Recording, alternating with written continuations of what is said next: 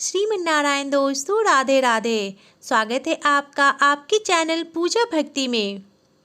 हिंदू पंचांग के अनुसार फाल्गुन मास की शुक्ल पक्ष की एकादशी तिथि को आमलकी एकादशी के नाम से भी जाना जाता है। इस साल 20 मार्च को आमलकी एकादशी है। सभी एकादशियों में आमलकी एकादशी को सर्वोत्तम स्थान पर रखा गया है। आमलकी एकादशी को कुछ लोग आंवला एकादशी के तथा अम्लीय ग्यारस भी कहते हैं। इसे रंग भरी एकादशी के नाम से भी जाना जाता है। इस दिन व्रत रखा जाता है और जगत के पालनहार श्री हरि विष्णु के साथ आंवले के पेड़ की पूजा भी की जाती है। कहा जाता है कि आंवले का पेड़ भगवान विष्णु को अत्यंत प्रिय है। इस दिन पूजा के दौरान आमलकी एकादशी की कथा पढ़ने का विधान है।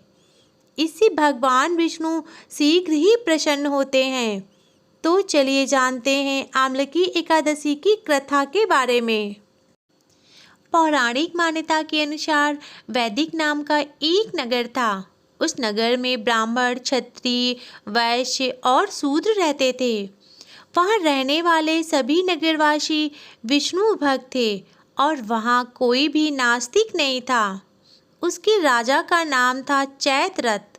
राजा चैत्ररथ विद्वान थे और वह बहुत ही धार्मिक थे।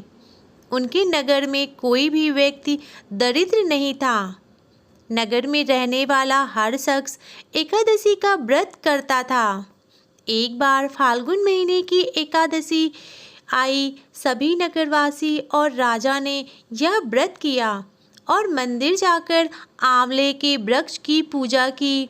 वहीं पर रात्रि जागरण किया।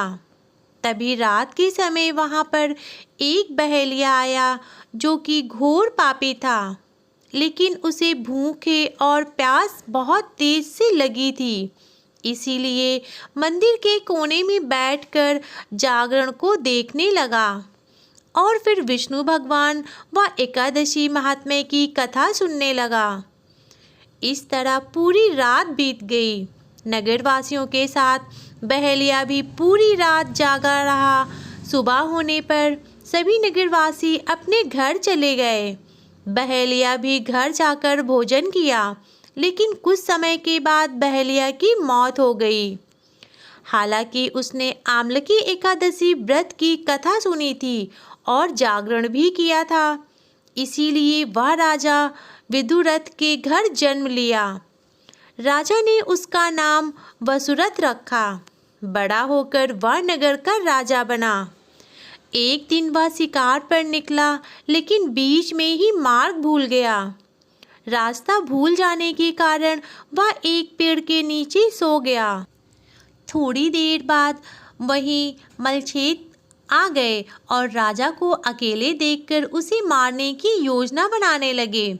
उन्होंने कहा कि इसी राजा के कारण उसे देश निकाल दिया गया था, इसीलिए इसे हमें मार देना चाहिए। इस बात से अनजान राजा सोता रहा। मलेच्छों ने राजा पर हथियार फेंकना शुरू कर दिया, लेकिन उनके शस्त्र राजा पर फूल बनकर गिरने लगे। कुछ देर बाद सभी मलेच्छ जमीन पर मृत पड़े थे। वहीं जब राजा की नींद खुली तो उन्होंने देखा कि कुछ लोग जमीन पर मृत पड़े हैं। राजा समझ गया कि वह सभी उसे मारने आए थे, लेकिन किसी ने उन्हें ही मौत की नींद सुला दी। यह देखकर राजा ने कहा कि जंगल में ऐसा कौन है जिसने उनकी जान बचाई। तभी वहाँ पर एक आकाशवाणी हुई कि हे राजन, भगवान विष्णु ने तुम्हारी जान बचाई है। तुमने पिछले जन्म में अमलकी एकादशी की व्रत कथा सुना था और उसी का फल है कि आज तुम शत्रुओं से घिरे होने के बावजूद जीवित हो। राजा अपने नगर लौटा और सुखी पूर्वक राज करने लगा और धर्म के कार्य करने लगा।